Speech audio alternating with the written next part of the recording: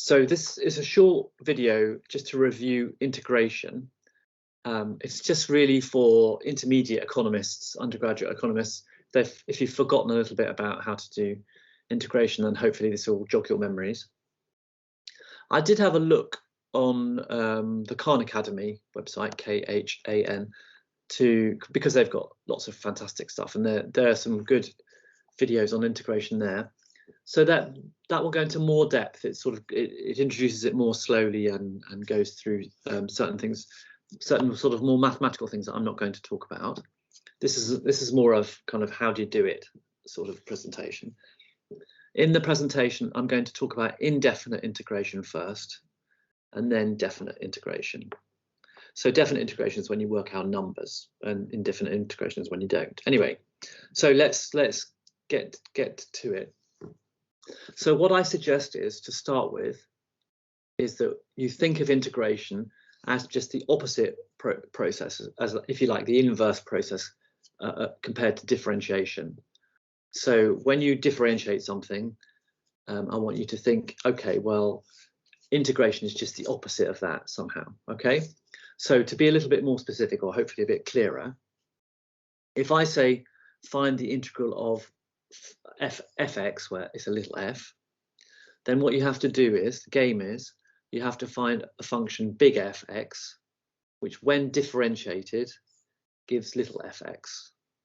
Okay, so just think about it like that for the time being. So for instance, what's the integral of 1? Okay, well, what do you need to differentiate, assuming we're talking about x's? What do you need to differentiate to get 1? Well, one answer is, if we differentiate x with respect to x, we get 1. Okay, so maybe the integral of 1 is just x. But then if you think about it, if we differentiated x plus 2, we'd also get 1, wouldn't we? So the answer is not just, in terms of the indefinite integral, the correct answer is x plus c, where c is an unknown constant. Okay, so just look at x plus c. If you differentiate x plus c with respect to x, you get 1, don't you? Okay, so just thinking about it as the opposite of integration, as the opposite of differentiation. What about the integral of x? So you're asked to integrate x. So what, when differentiated with respect to x, gives x? Okay, well, you may well have thought to yourselves a half x squared. I hope you did. We'll look at that in a second. But we've always got to have the constant term. With indefinite integration, you also have to have a plus c, right? But just look at the half x squared. Well, when you differentiate, what do? You multiply by the power. So you multiply the coefficient on x by the power. So 2 times the half, which is 1. And then you reduce the power by 1. So that works. So there's the text that says that when you differentiate a half of x squared, you get x. You need the constant of integration c, because this goes to 0 when differentiated. Okay, so far I haven't told you any rules of integration at all. I've just given you a way of thinking about it. Oh, differentiated's got a typo. Sorry about that. Now, in terms of the way that these things are written down, there's an integration sign, which is that sort of tall looking S type shape, which comes from the work of Leibniz, I get that. But anyway, that doesn't really matter. We're going to keep this nice and simple. So if you wanted to write those two integrals that we've done down, the way that you would write it is the integral of x dx. Okay, it's like a kind of summing, but we won't worry about that for now. So the integral of x dx is, and then we've worked it out, half x squared plus c. We did that one before. And the integral of 1 dx, we don't need to write the 1 down, just the integral of, it's kind of implied, dx, and that the answer to that was x plus c. So those are the two that we've done, and we're just seeing or reminding ourselves of how these things are written. Now, it's probably helpful to try and say the rule in words. Okay, the rule of integration in words. This is just the basic thing that you do. There are other things that one has to learn, but this is the start. So when you're integrating, what do? Well, if it's an x thing, you increase the power on x by 1, and you divide x's coefficient by the new power. Okay, so just thinking about x, if we just had x, so it's like x to the 1. So we increased the power on x by 1, so it became x squared. And then we divided the coefficient on x by the new power. Well, the coefficient on x was 1, and we divided it by the new power 2, so that's the half. Okay, so I would, if you've forgotten this, or I would write those few words down, increase the power on x by 1 and divide the coefficient on x by the new power, just so that when you do it a few times on the next slide, you remember what you're doing. Okay, if we're doing indefinite integrals, you always have to add the constant, so you have to stick a c in. Okay, so that should have come up sooner. If you had a general, if you wanted a general rule, general thing to look at, suppose we're integrating a x to the b. So a and b are just parameters. They're just like numbers, but they're written as a and b. So what do? We increase the power on x by 1. So the b becomes b plus 1, right? So if you look equals, you can see the x has gone to b plus 1. And then you divide the coefficient on x, which was a, by the new power, b plus 1. Okay, and then add the constant on. Now, if you just look at that one that we've just done, if you're more familiar with differentiating than you are with integrating, you can see that if you differentiated that thing on the right, the thing with x b to the 1 in it, you would pre-multiply the coefficient by b plus 1, and the b plus 1s would cancel, so you'd just be left with a. And then you reduce the coefficient on x by 1, so it'd be x to the b. So you should be able to see that if you differentiated that right-hand side, you would get the thing we started with, the ax to the b. Okay, I can't remember how long it takes to kind of get those things into one's head, and it's a long time since I did that, but I know it takes a little while. So I just suggest you just make sure you've got that concretely. Do I mean that? You know, firmly, you've absorbed that piece of information. That's a very useful piece of information. So these problems here are just designed to get you to practice. Okay, and obviously you could practice more. The economics book that I used to use when I taught this stuff was the one by Jacques, Jacques. His initial is I. That I think that you've probably been using that book in the first year. Okay, so just turn me off for a little while and just do those ones, and then I'll do them when you turn me back on. Okay, first one. Well, increase the power by 1, so that's x cubed, and divide by the new power, so the 3 divided by 3 becomes 1.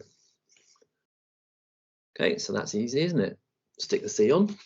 The next one, increase the power by 1, that's 8, and divide the coefficient by 8, so it should be 1 over 8, shouldn't it? 1 over 8 x to the 8 plus c. Next one, increase the power by 1, so it becomes 4, divide the coefficient by 4, so it should be 2x to the 4, shouldn't it? Plus c.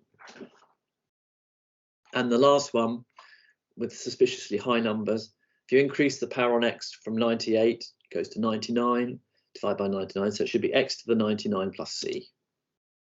Okay, there we go, that's that. So they're pretty easy. It's just demonstrating the rule and getting the rule fixed in your head. There are a couple of special integrals I'm not going to say anything about, but I'm just going to point them out because as economists, these are useful ones too. So if you integrate 1 over x, you get log of x. Right, you should remember that if you differentiate the log of x, the natural log of x, you get 1 over x. And if you integrate e to the ax, you get 1 over e to, did I say e? Yeah. If you integrate e to the ax, you get 1 over a, e to the ax. Okay, if I didn't say plus c each time, I apologize, but you know they're there. So the next slide is just like a catch-all. It's probably what you'd expect. And writing the thing down, maybe it makes it more complicated than it needs to be. But if you have some function x multiplied by a, plus or minus some other function gx multiplied by b, and you integrate that, then that's just the same thing as the integral's done separately and with the coefficients outside the integral. So the mess on the left-hand side is the same thing as a times the integral of f of x plus or minus b times the integral of g of x, right? It's just a reassuring rule. It's probably what you'd expect. So in other words, if you look at the example there, 6x minus 4x cubed, if you're integrating that, so you can just do them separately. You can do the 6x separately from the 4x cubed. Okay, I mean, I don't know if separately is quite the right expression, but if we do 6x, then we increase the power by 1, so it goes squared, becomes 3x squared. If we do the 4x cubed, increase the power by 1, x to the 4, divide by 4, so it just becomes x to the 4, so we've got minus x to the 4, and then stick a constant term on. So that slide may not tell you anything that you didn't suspect or you wouldn't assume as true. I don't know. So in economics, why is integration useful? Well, you probably remember that when you want to go from a total revenue function to a marginal revenue function, if you have the right kind of smooth continuous function, you differentiate. Well, if you want to go the other way, what do you suppose you do? If you go from marginal revenue to total revenue, disintegrate. If you wanted to go from total costs to marginal costs, that involves differentiating with respect to quantity. If you want to go from marginal cost to total cost, it involves integrating. Okay, so I think probably those two cases are where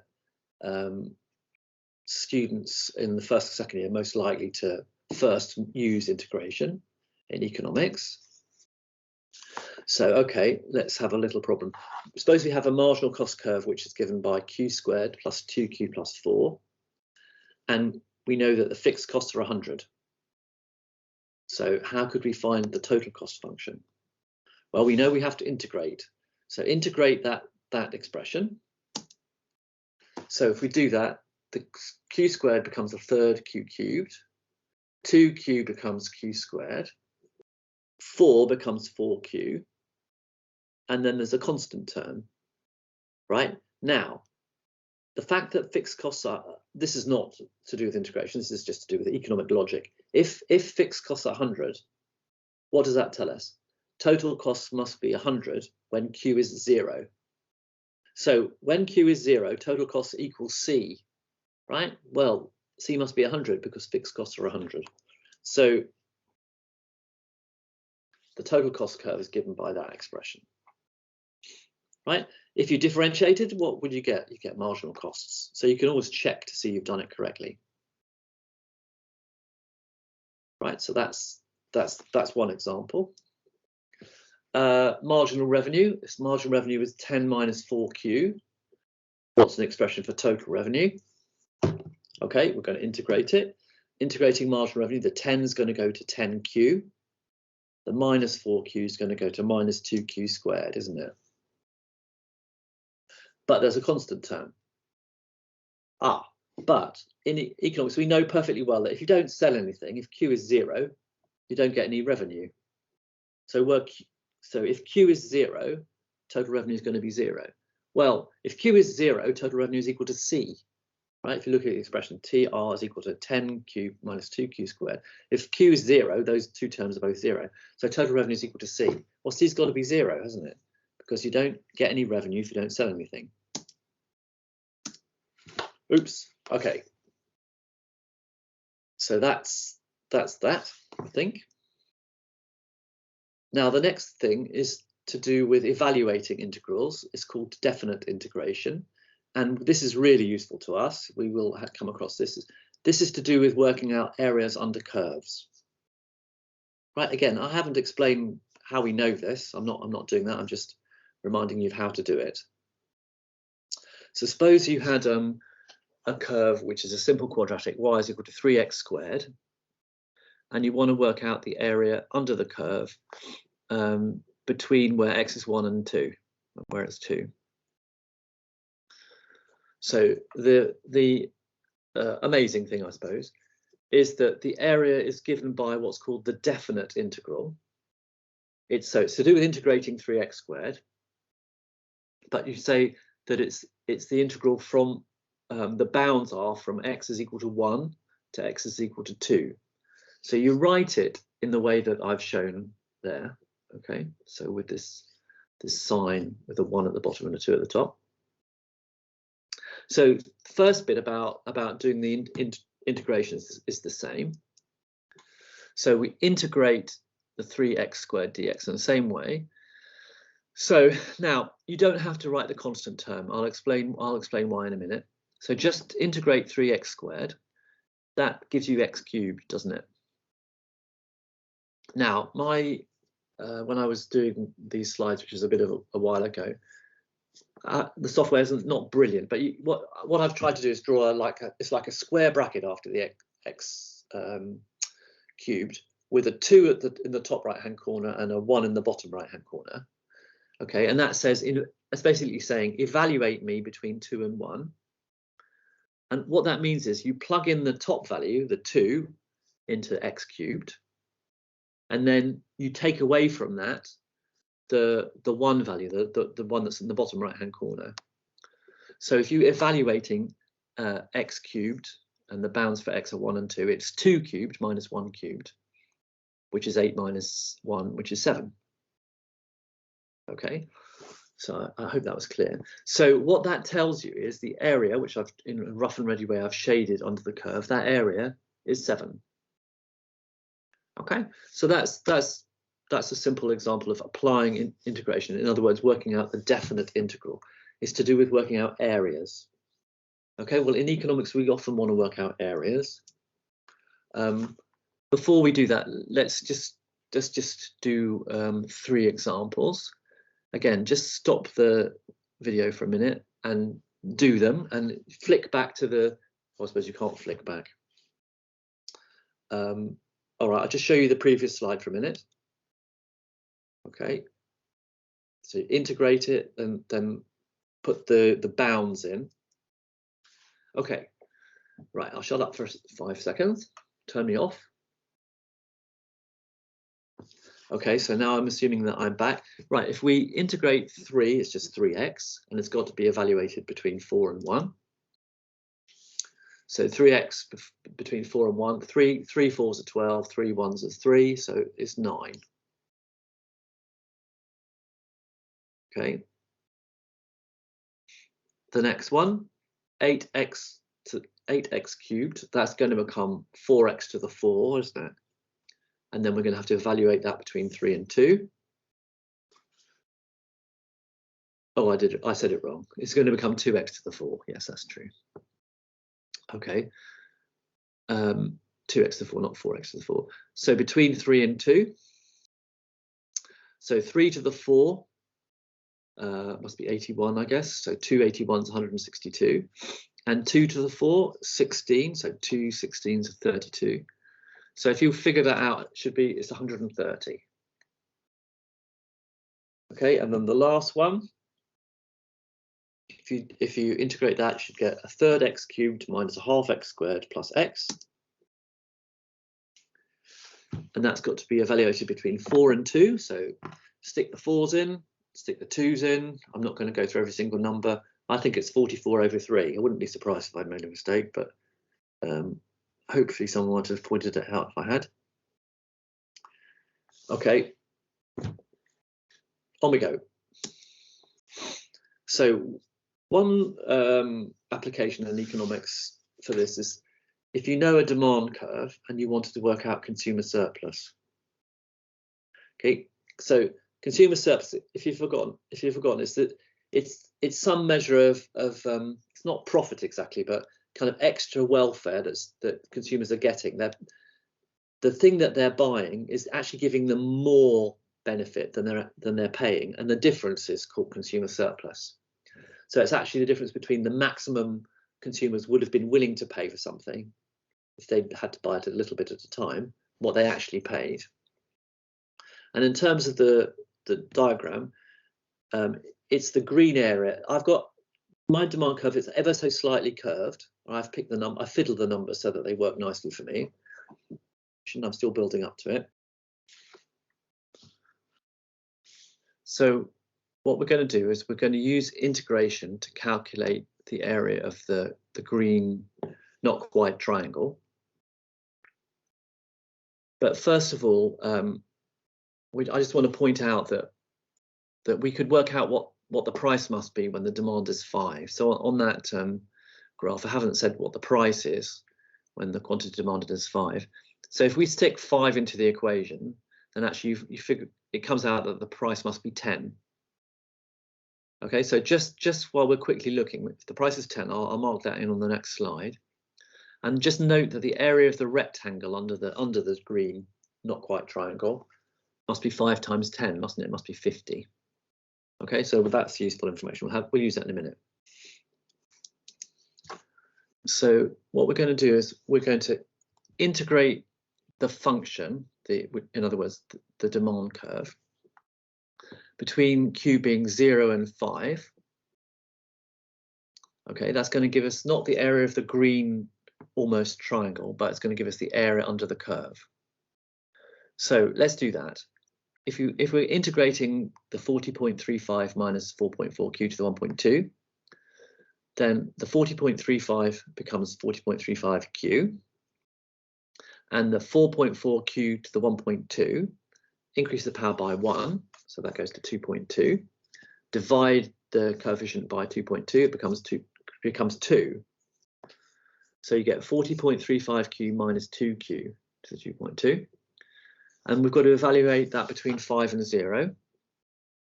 Well, nothing. The 0, taking off the 0 is going to be nothing. But putting the 5s in, or the 5 in, 40.35 times 5 is 201.75. And then if you do the other one, 5 to the power 2.2 multiplied by 2 turns out to be 68.98. So if you work out the value of the integral, I say you should evaluate it at 0, but that's just 0. Take that off. It comes to 132.77. Okay, now that is the area under the curve all the way down to the horizontal axis. But the consumer surplus is just that green quasi almost triangle. So you've got to take the area of the rectangle, which we previously worked out as being 50, off. So the consumer surplus is 82.77. Okay. Suppose you had a producer surplus one to do. Well, I apologise for my terrible shading, but the producer surplus, if you remember, it's the difference between what producers actually receive for the goods they produce and what they would have been happy to receive as a minimum if they sold the goods in little pieces. So the producer surplus is shown as my scrawly shading. So we want to work that area out. Now, we know that integration is good for working out the areas under curves, okay? And we want the area above the curve. So just bear that in mind. And if you just think about the rectangle as well, just think about what the area of the rectangle is. Okay, what's the first thing it says? Okay, so the producer surplus is the shaded area. This is equal to the area of the rectangle minus the area under the curve, right? So that's the way we're going to get it. We're going to work out the area of the rectangle, easy. Then we're going to take off the area which we've calculated through integration, and then that will give us the answer. So the area of the rectangle is just 4 times 19, isn't it? It's just that area there. So that's 76. Okay. The next area is the area under the curve. Well, that's an integral. That's some more terrible shading, slightly better shading, but anyway, that area. So if we integrate 3 plus q squared and then evaluate it between 0 and 4, that'll do that for us. Okay. So say to yourself, okay, I'm going to integrate p is equal to 3 plus q squared. That's going to be 3q plus a third q cubed, isn't it? And I'm going to evaluate that between 4 and 0. So I've got 3q plus a third q cubed.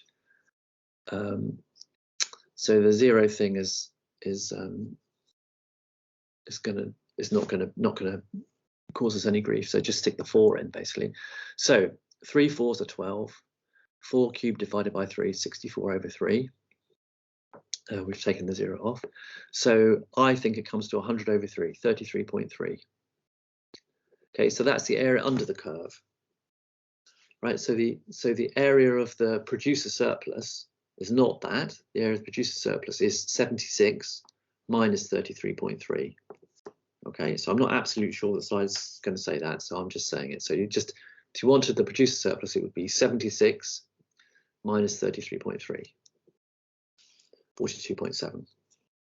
The slide came good. That's excellent. Okay, I've almost finished, I think. So here's a little one that you can just try in the privacy of your own homes. I haven't got a slide that tells you how to do it, but in general, you know, how would you approach it? You've got to work out the equilibrium. Okay, then when you know what the equilibrium is, work out the area under the demand curve that corresponds to the consumer surplus. Work out the area that corresponds to the producer surplus. Okay, so whether or not I'll ever have the opportunity to go through that with you, we may not, but anyway, it's just one, that's a good one to try. Okay, thank you very much.